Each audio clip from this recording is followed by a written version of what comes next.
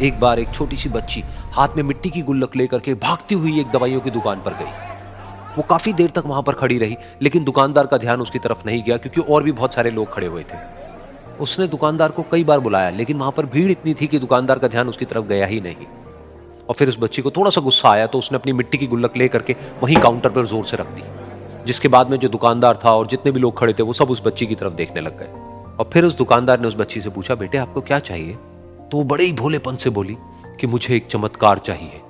ये सुनकर के दुकानदार को कुछ समझ नहीं आया, ना ही वहां पर जो लोग थे उनको कुछ समझ में आया, और सब उसकी तरफ देखने लग गए। फिर दुकानदार ने बोला, बेटे चमत्कार तो यहां पर नहीं मिलता है। तो बच्ची को लगा कि वो उससे झूठ बोल रहा है, तो बच्ची ने कहा कि मेरी गुल्लक में बहुत पैसे हैं, आप बताओ आपको कितने पैसे चाहिए, लेकिन मैं आज यहां से चमत्कार लेकर के ही जाऊंगी। तो वहीं काउंटर पे एक और आदमी खड़ा था, उसने उस बच्ची से पूछा कि बेटे क्यों चाहिए तुमको चमत्कार? तब उस बच्ची ने अपनी कहानी बताई कि अभी कुछ दिन पहले मेरे भाई के सर में बहुत तेज दर्द हुआ, तो मेरे पापा मम्मी उसको हॉस्पिटल ले गए। उसके बाद कई दिन तक मेरा भाई घर नहीं आया। तो मैंने कई बार अपने पापा से पूछा, लेकिन उन्होंने मुझे कुछ नहीं बताया। उन्होंने बार बार यही कहा कि वो आ जाएगा, वो कल आ जाएगा, वो कल आ जाएगा, लेकिन वो आ ही नहीं रहा था। तो मैंने देखा कि मम्मी रो रही है। अब पापा मम्मी को कह रहे थे कि उसकी दवाइयों के लिए और उसके इलाज के लिए जितने पैसे चाहिए उतने मेरे पास में नहीं है, अब उसको कोई चमत्कार ही बचा सकता है। तब मुझे लगा कि अगर मेरे पापा के पास में इतने पैसे नहीं भी हैं तो क्या हुआ, मेरे पास में तो है। तो मैंने जितने भी पैसे जोड़ रखे हैं वो सारे लेकर के मैं इस दवाई की दुकान पर आई।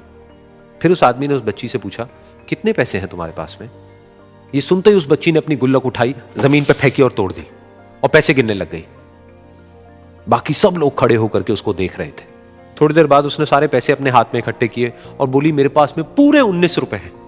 वो जो आदमी वहां पर खड़ा था वो थोड़ा सा मुस्कुराया और बोला कि अरे तुम्हारे पास में तो पूरे पैसे हैं, इतने का ही तो आता है चमत्कार। ये सुनकर के वो बच्ची बहुत खुश हो गई और बोली कि चलो मैं आपको अपने पापा से मिलवाती हूं।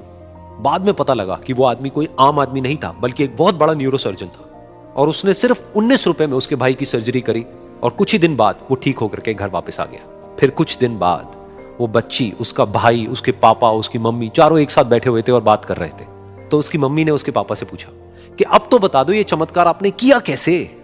तो उन्होंने अपनी बेटी की तरफ देखा और बोले, ये चमत्कार मैंने नहीं, इसने किया है।